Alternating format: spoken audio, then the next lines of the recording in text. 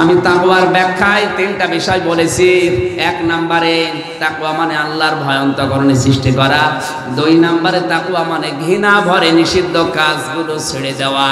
এখন না আরো 2 বছর পরে? এখন। সুতরাং আমি সহ যারা এসেছি, যদি কেউ তাকওয়া অর্জন করতে পারে এইভাবে, আর এই মুহূর্ত থেকে আপনাকে আল্লাহ দুনিয়াতে 9টা আর মরণের পরে 27টা, 9 আর 27 কত হয়?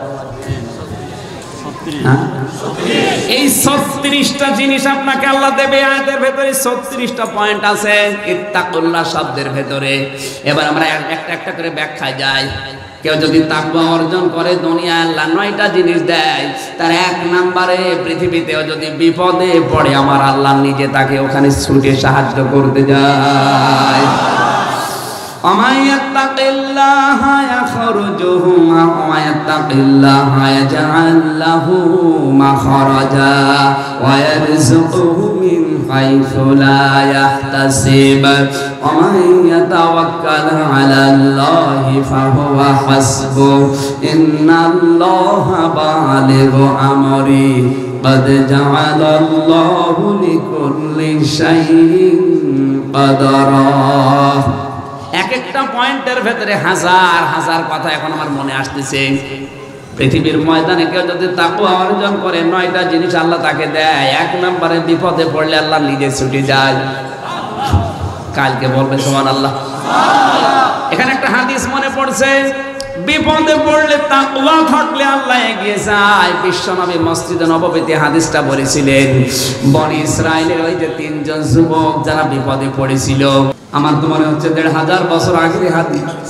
এখন যখন আমি পড়ি কিতাবে মনে হচ্ছে এই মাত্র নবী যে আমাদের সামনে বর্ণনা করছেন। জোরে বলেন সুবহানাল্লাহ।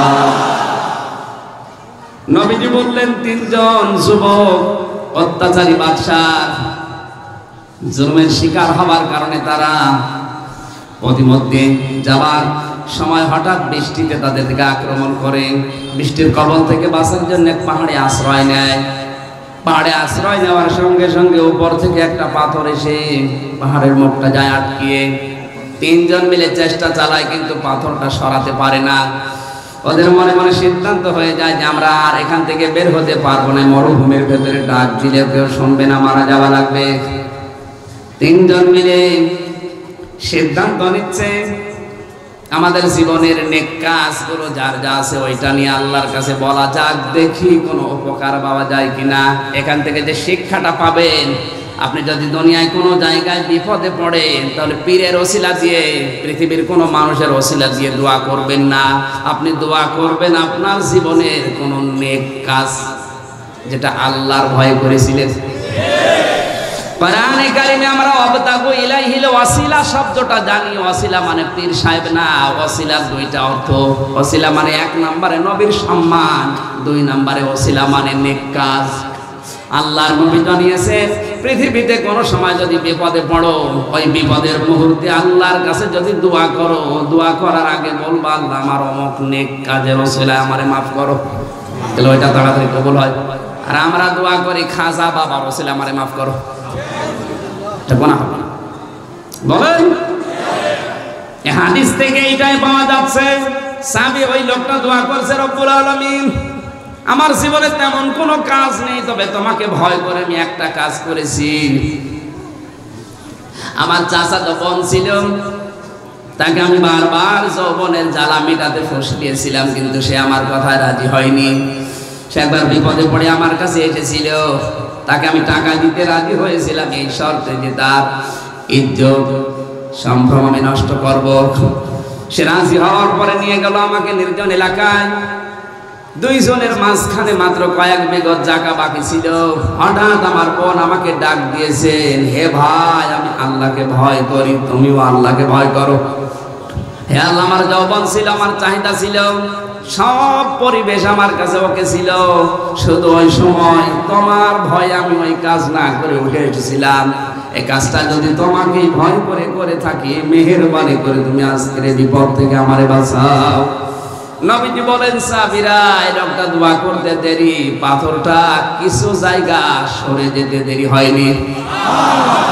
তাহলে দুনিয়া থেকে যদি আল্লাহর ভয়ে তাকওয়া অর্জন করার কারণে বিপদেও পড়ে, আমার আল্লাহ ওই তাকওয়ার কারণে বিপদ থেকে বাঁচাতে নিজে এগিয়ে আসে, নিজে এগিয়ে আসে, মানে তার রহমত পাঠিয়ে দেয়। দ্বিতীয় নম্বর, লোকটা দোয়া করেছে, রব্বুল আলামিন আমি একজনকে কাজে নিয়েছিলাম, লোকটা কাজ করে টাকা নেবে না, নিয়ে চলে গেছে। এই টাকা না নিয়ে চলে যাওয়ার কারণে চিন্তা করলাম শ্রমিকের টাকা আত্মসাৎ করা কি পাপ। আর শ্রমিকের মর্যাদা মূল্য আমরা বুঝি না। এই গাজীপুর জেলায় বাংলাদেশের সবচাইতে বেশি শ্রমিক কাজ করে। শ্রমিক যারা, নিজেদেরকে ছোট মনে করবেন না, আল্লাহর নবী জানিয়েছেন আল কাসিবু হাবিবুল্লাহ, যারা শ্রমিক, যারা কাজ করে খায়, এরা সাধারণ মানুষ না, এরা আল্লাহর বন্ধু। সাধারণ গার্মেন্টসে যারা কাজ করে খাচ্ছে, এরা যদি নিজেদেরকে কন্ট্রোল করতে পারে, ফাঁকি না দেয়, শুধু 5 ওয়াক্ত নামাজ আদায় করে, এগুলো সাধারণ মানুষ না, এগুলো আল্লাহর এক একটা বন্ধু। আমরা মনে করি বাংলাদেশে আল্লাহর ওলি, আল্লাহর বন্ধু মনে হয় যারা ওই চরমনায়, আটরশি, দেওয়ানবাগি ওখানে বসে আছে, এগুলো আল্লাহর ওলি। কে বলেছে আপনাকে? আল্লাহর ওলি তো ওই লোকটা যে কাজ করে খায়, যে লোকটা গার্মেন্টসে 8টা ঘন্টা নিজের শরীরের ঘাম ঝরাচ্ছে, আরো ওভার ডিউটি 4 ঘন্টা করে করে, এর চাইতে বড় আল্লাহর ওলি নেই। কিন্তু ওলি থাকতে হলে 5 ওয়াক্ত নামাজ আদায় করা লাগবে, পর্দা মেনটেন করা লাগবে, ফাঁকি দেওয়া যাবে না। এগুলোর যদি একটাও না করে শুধু কাজ করে খান, আপনি আল্লাহর ওলি হতে পারেন না। আপনাকে ওলি হওয়ার জন্য কাজ তো করাই লাগবে, মাস্ট বি। পাশাপাশি আল্লাহর ফরজ দায়িত্বগুলো পালন করা লাগবে। আর আপনাদের জন্য আল্লাহর ওলি হওয়া, বিশেষ করে গাজীপুর জেলার জন্য সহজ। এই জেলায় কর্মজীবন, কর্মসংস্থান সবচাইতে বেশি। মানুষ কাজ করে যারা খাচ্ছেন, ছোট ভাববেন না নিজেকে, আপনার মর্যাদা নবীজি নিজে দিয়েছেন। আল্লাহর নবী বলেন, ওয়াতুল হাজিরা আজরাহু ক্বাবলা ইয়াজফারাহু, শ্রমিকের ঘাম শুকিয়ে যাওয়ার আগেই তার টাকা তার হাতে ধরিয়ে দাও। আর আমরা পাওনা টাকা চাইতে আসলে দেয় না, আরো বলে কয় টাকা পাও। এমনকি অনেকে দোকানে বাকি খাওয়ার পর ওই দোকানের রাস্তা ছেড়ে দেয়, অন্য রাস্তা ধরে। শ্রমিকের মর্যাদা এত বেশি, লোকটা বলে রব্বুল আলামিন আমি এই লোকটার টাকা নিয়ে আস্তে আস্তে মূলধন তৈরি করে বিশাল একটা ছাগলের খামার তৈরি করেছিলাম। বহু বছর পরে লোকটা এসে আমাকে বলে, মালিক আমি কাজ করে টাকা নেইনি, ওই টাকাগুলো আমারে ফেরত দেন। আমি বললাম, এই যে ছাগলের পাল তোমার, ওই টাকা দিয়ে তৈরি নিয়ে যাও। লোকটা বলে, আপনি কি আমার সাথে ইয়ার্কি করেন, ঠাট্টা করেন? আমি মাত্র পাই আপনার কাছে খুব বেশি হলো 500 টাকা, আপনি আমাকে এই 50,000 টাকার জিনিস দেন মানে? লোকটা বলে, রব্বুল আলামিন ওই দিন আমি তাকে মাত্র 500 টাকার একটা ছাগল দিয়ে বিদায় করে দিতে পারতাম, কিন্তু তাকে এই 50,000 টাকার মালামাল সব দিয়েছিলাম শুধু তোমার ভয়ে। কারণ শ্রমিকের মাল আত্মসাৎ করা কবিরা গুনাহ। শ্রমিকের মাল আত্মসাৎ করা কি? আরো জোরে বলেন। এতিমের মাল আত্মসাৎ করা যেমন কবিরা গুনাহ, শ্রমিকের মাল আত্মসাৎ করা ঠিক ওইভাবে কবিরা গুনাহ। ভাইয়ের সম্পদ আত্মসাৎ করাও ঠিক ওইভাবেই কবিরা গুনাহ। এখান থেকে একটা তথ্য আমি নিয়ে এসেছি, পৃথিবীতে কেউ যদি জেনে শুনে জেনে বুঝে কবিরা গুনাহ আনন্দে করে, আর ওই গোনাটা যদি মরণের সঙ্গত সময় আগে মাফ করে না নেয়, ওই লোকটা ওই অবস্থায় যদি মারা যায়, তাওবা নসিব হবে না, বিনা তাওবায় বেঈমান হয়ে মারা যাবে। আবার বলছি, ভুল বুঝবেন না। যেই লোকটা আনন্দে উৎসাহ নিয়ে জেনে বুঝে গোনার কাজ করবে, কবিরা গুনাহ, কবিরা গুনাহ 99টা আমি পেয়েছি, তার ভিতরে 3টা বললাম। শ্রমিকের সম্পদ আত্মসাৎ করা কবিরা গুনাহ। আজ গার্মেন্টসের অনেক মালিক আছে শ্রমিকের ন্যায্য মূল্য না দিয়ে ঠকায়। আর শ্রমিক যারা আছে তাদের ফরজ দায়িত্ব হচ্ছে, আপনার যে 8টা ঘন্টা মালিক কিনে নিয়েছে, ওই 8টা ঘন্টা সঠিকভাবে আপনাকে ডিউটি করা লাগবে, এটা ফরজ। তাও নামাজের মতো ফরজ। আপনি যে নামাজ পড়তে 5 ওয়াক্ত নামাজ 50 মিনিট সময় কাটিয়েছেন যেমন ফরজ, ওই 8টা ঘন্টা ডিউটি করা নামাজ পড়ার মতোই, কোনো কমতি নেই। মানুষ মনে করে ওইটা দুনিয়ার কাজ আর এটা আখেরাতের কাজ। কে বলেছে আপনাকে? ওইটা দিয়েই তো আপনার আখেরাত তৈরি হবে। আপনার ওই 8 ঘন্টা ডিউটির উপরে বেসিস করবে আপনি আসলে আখেরাতে কেমন হবেন। দুনিয়ার মানুষ আমরা ভুল মনে করি শুধু মসজিদে যাওয়া, নামাজ পড়া, জিকির করা, ইবাদত, আর দুনিয়ার যে কাজগুলো করে এগুলো দুনিয়ার কাজ না।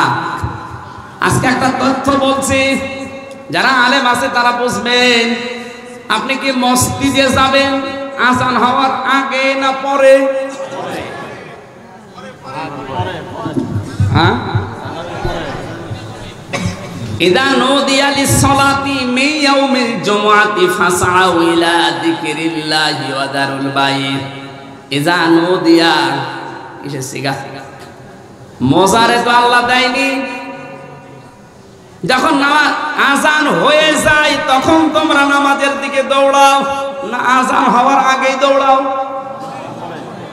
এই বাংলাদেশে অনেক মুসল্লিকে আমরা দেখতে পাই নামাজের আগে আযানও হয়নি মসজিদে যে ফ্যান খাটিয়ে গল্প করছে, মনে হচ্ছে বাবার ফ্যান। আপনি তো মসজিদে যাবেন আযানের কথা বলছেন। আল্লাহর এই হুকুমটা না মানার কারণে বাস্তব দেখেছি কি হয়েছে। আমাদের এলাকায় কারেন্ট ছিল না, একবার গরিব কিছু মানুষ এসে মুয়াজ্জিন সাহেবকে বলছে, দেখেন চাচা আমাদের ঘুম হয় না, আপনি কাজ করেন, এশার নামাজ পড়ে মানুষ যখন চলে যাবে তখন আপনি আমাদের কাছে চাবি দিয়ে যাবেন, ফজরের আযান দিতে আসবেন, চাবি দিয়ে আমরা চলে যাব।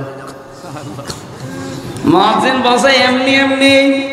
বলছে ঠিক আছে, আমরা এই 4 জন মিলে আপনাকে টাকা দেব মাসে মাসে। 4 জন মিলে 100 টাকা করে 400 টাকা দেব। মুয়াজ্জিন গরিব মানুষ রাজি হয়ে গেছে। এশার নামাজ পড়ে যখন সবাই চলে যায় তখন ওরা আসে, ওদের কাছে চাবি দেয়, ওরা নামাজ পড়ে না। 4 জন মসজিদে প্রবেশ করে ফ্যান দিয়েছে 12টা। কয়টা? 12টা। মানুষ কয়টা? রেগুলেটর নেই, হাই পাওয়ারে ঘুরছে। যারা ফ্যানের নিচে ঘুমানোর অভ্যাস নেই ওরা যদি একবার ফ্যান পায় ও কি ঘুমাবে না মরে যাবে? মরণ ঘুম। কাপড় আল্লাহর রাস্তায় উঠতেছে,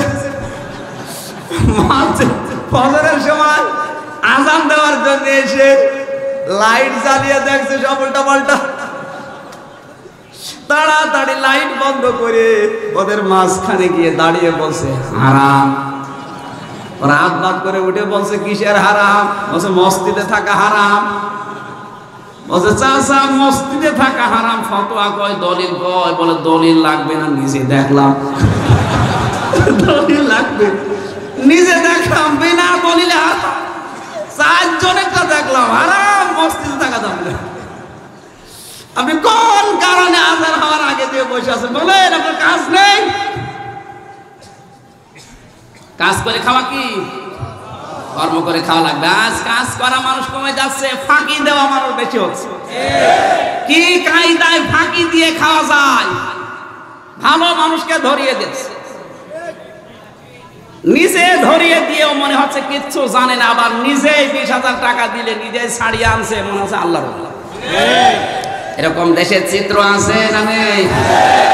কিচ্ছু জানে না, ঘরে ঘুমিয়ে আছে চোখ বন্ধ করে, ঘুম থেকে উঠে দেখছে জেলখানায়। কি গো, তুই গাছ কেটেছিস, তুই আগে গাড়িতে আগুন লাগিয়েছিস, অথচ বিষয় কিচ্ছু জানে না। আবার ঘুমিয়ে আছে জেলখানায়, চোখ খুলে দেখছে নিজের বাড়িতে। কি গো, মাঝখান থেকে আল্লাহর ওলিরা 2 লাখ টাকা বাড়ি থেকে নিয়ে গেছে।